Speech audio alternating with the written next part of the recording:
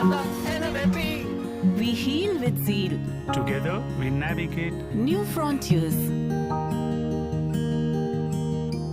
Hello friends, on behalf of IIP Navi Mumbai, I Dr. Jitendra Gavhane welcome you all.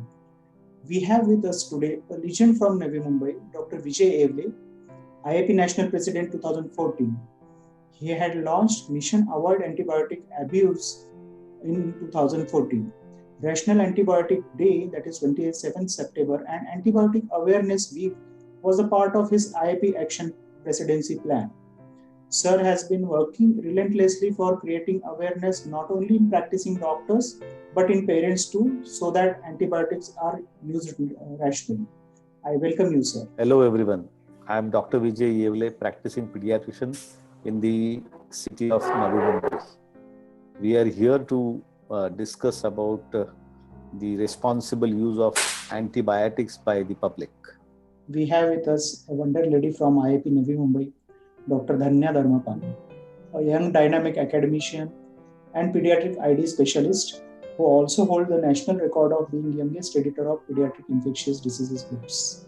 Her efforts of putting tip of the day on WhatsApp for infectious diseases with IIP Navi Mumbai is well appreciated throughout the country. Welcome, Dr. Dhanya Dharmapani.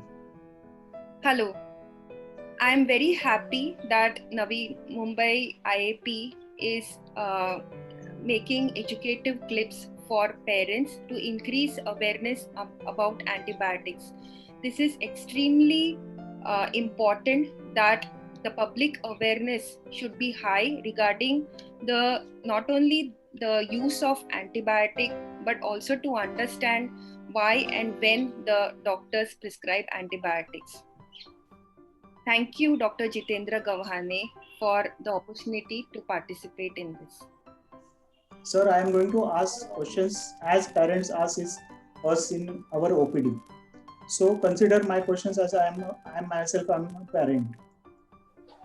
Doctor, my son Sushil is having fever and scratchy throat since yesterday. I asked Alexa to Google it and advise me some antibiotic, and she has suggested one. I have started that since yesterday. What should I do next? Oh, unfortunately, this is a very, very common practice where you have Dr. Google at your disposal and you Google that child has scratchy throat and Google comes out with the answer of an antibiotic.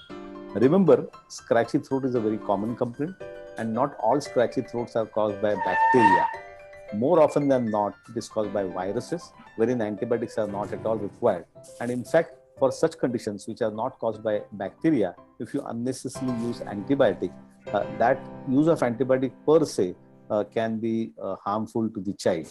So to give you an example, see you compare a white color shirt that you are wearing with a white color shirt by another colleague. And then you happen to discuss with him and you say that I have purchased this shirt for ₹1,000 and your colleague says, oh, I got it only for ₹700.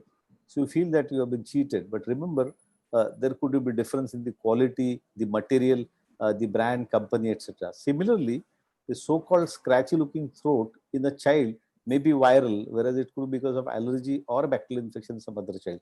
So what apparently look same or similar may not be caused by the same underlying pathogen.